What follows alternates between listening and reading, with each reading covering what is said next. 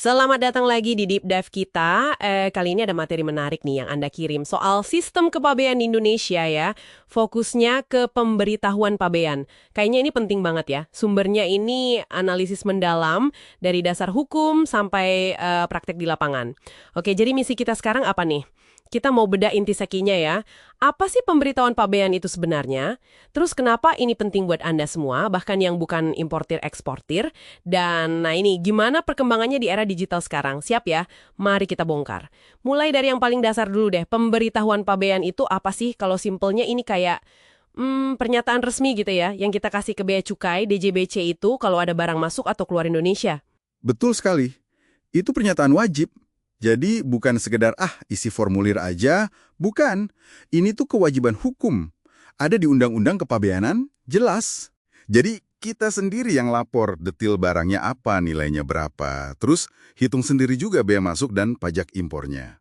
Kedengarannya gampang ya, tapi pasti ada tapinya nih. Tentu, tapinya adalah tanggung jawab penuh soal kebenaran data itu ada di kita yang lapor. Jadi nggak bisa asal isi. Wah, oke. Berarti harus akurat banget ya. Harus, dan ini pentingnya, bukan cuma soal administrasi loh. Ada beberapa alasan krusial kenapa pemberitahuan pabean ini vital. Apa aja tuh? Pertama, ini alat utama DJBC buat mengawasi lalu lintas barang. Ya kan? Buat jaga keamanan negara, terus juga melindungi industri dalam negeri kita. Iya ya. Buat filter gitu ya. Betul. Kedua, ini jadi dasar buat pungutan bea masuk sama PDRI, pajak dalam rangka impor. Ini kan sumber penerimaan negara yang lumayan penting. Oke, jadi buat kas negara juga ya? Benar. Ketiga, kalau proses pemberitahuannya benar dan lancar, ini bantu banget buat kelancaran arus barang. Buat bisnis, buat ekonomi, ini penting banget. Ada kepastian hukum juga. Jadi DJBJ itu perannya ganda ya, fasilitator iya, pelindung juga iya. Tetap, Dan dokumen ini kuncinya. tepat sekali. Mereka harus seimbangkan itu. Trade facilitator sama community protector. Nah, pemberitahuan pabean ini alat utama mereka buat itu. Nah, ngomongin perkembangan nih, ini yang seru. Dulu kan Nah. pasti kertas-kertas gitu ya. Sekarang gimana? Udah digital semua? Iya, hampir semuanya udah elektronik sekarang. Jauh lebih efisien mestinya. Ada sistemnya sendiri ya? Pernah dengar CISA itu bukan sih? Betul, CISA. Itu sistem IT andalannya di JBJ. Customs Excise Information System and Automation. Semua proses pemberitahuan lewat situ. Bahkan katanya udah ada versi baru ya, CISA 4.0, pakai AI segala. Dengar-dengar sih memang pakai artificial intelligence, machine learning buat bantu analisis resiko. Wah, keren. Tujuannya apa tuh pakai AI gitu? Ya, biar lebih cepat prosesnya, lebih transparan, datanya lebih akurat. Dan yang penting, pengawasannya jadi lebih pinter. AI bisa bantu deteksi anomali atau risiko lebih dini. Mantap. Selain CISA, ada lagi yang baru soal digitalisasi ini? Ada. Ini juga penting banget, soal integrasi data. Sekarang, NPWP itu loh, nomor pokok wajib pajak. Oh, NPWP kita. Iya, NPWP itu jadi nomor identitas utama buat ngurus kepabeanan. Jadi nyambung datanya antara pajak sama bea cukai. Ini amanat UU Cipta Kerja juga kalau nggak salah. Langkah besar ini. Oke, jadi makin terintegrasi ya sistemnya. Nah, karena barang masuk keluar itu tujuannya beda-beda. Jenis pemberitahuannya pasti beda juga dong ya. Betul. Banyak jenisnya disesuaikan sama kegiatannya. Misalnya ada buat impor yang barangnya mau dipakai di sini. Ada buat ekspor, ada buat barang yang cuma lewat aja, transit. Atau barang yang masuk ke kayak kawasan khusus kayak kawasan berikat atau KEK. Ribet nggak tuh ngapalinnya? Hehehe, ya lumayan kalau mau dihafal semua kodenya. Tapi mungkin ada cara gampang buat ingat beberapa yang utama, semacam jembatan keledai gitu ya. Oh ya, gimana tuh? Pernah dengar ini nggak? Kakak imut sempat kaget karena ekspor. Hah? Gimana? Kakak itu buat kedatangan sarana pengangkut manifest itu loh. Imut buat impor untuk dipakai PIB. Sempat buat impor sementara. Kaget buat ke kawasan khusus, karena itu buat angkut terus lanjut antar kantor pabean. Terus ekspor, ya buat ekspor. Oke, kreatif juga. Biar gampang inget ya. Terus kalau kita yang biasa traveling yang mana tuh? Nah, kalau kita bawa barang dari luar negeri, biasanya isi Customs Declaration. Sekarang udah elektronik kan, ECD. Itu juga jenis pemberitahuan pabean. Ah, iya. Yang di bandara itu ya? Oke, paham.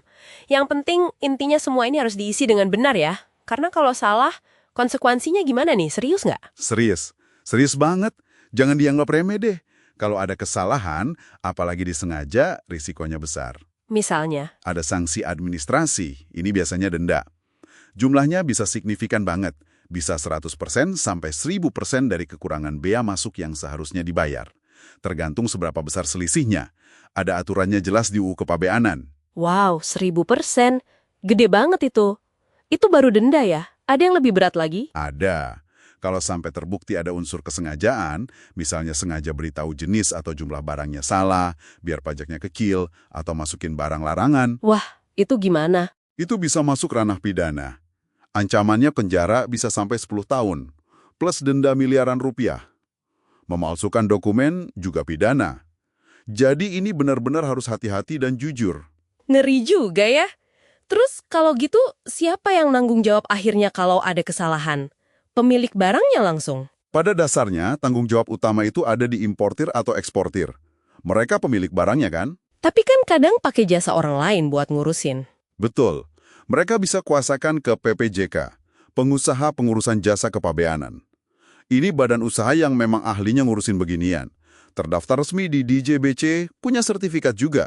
Nah, kalau udah pakai PPJK, berarti kita udah aman dong. Tanggung jawab pindah ke mereka. Nggak sepenuhnya gitu juga. Pakai PPJK itu membantu banget, tapi bukan berarti semua tanggung jawab otomatis pindah. Kalau ternyata data yang dikasih ke PPJK dari kita salah, ya kita sebagai pemilik barang tetap bisa kena. Oh, jadi tetap harus kita pastikan datanya benar ya? Iya, PPJK juga ikut bertanggung jawab sih, terutama kalau nanti amit-amit importir atau eksportirnya nggak bisa ditemuin atau gimana gitu. Tapi intinya, tanggung jawab akhir itu melekat ke pemilik barang. Oke, jadi jelas ya. Kalau kita rangkum nih, pemberitahuan pabean ini kayak tulang punggungnya sistem kepabean kita ya. Penting buat keamanan negara, buat penerimaan pajak, juga biar barang lancar keluar masuk. Betul. Dan sekarang makin canggih dengan digitalisasi kayak CISA itu, bikin lebih efisien. Tapi, catatannya tadi, tanggung jawab hukumnya tetap besar banget ya soal kebenaran data. Iya, itu poin krusialnya. Akurasi dan integritas data itu kunci. Ini juga sebenarnya memunculkan pertanyaan menarik buat ke depan ya. Gimana tuh? Yap, seiring sistem yang makin otomatis, data makin nyambung semua, gimana caranya kita menyeimbangkan? Di satu sisi, perdagangan maunya serba cepat, efisien. Di sisi lain, pengawasan kan harus tetap efektif, nggak boleh kendor. Iya juga ya. Tantangan balancing itu. Terus, gimana teknologi kayak AI ya, ini nanti akan terus mengubah cara kita berinteraksi dengan perbatasan negara. Kan sekarang perbatasan makin banyak wujudnya digital ya. Wah, pertanyaan Bamus itu buat kita pikirkan sama-sama. Oke, Beh. Kayaknya udah cukup dalam ya deep dive kita kali ini soal pemberitahuan pabean. Terima kasih banyak sudah menyimak. Semoga ringkasan ini ada manfaatnya buat Anda semua ya.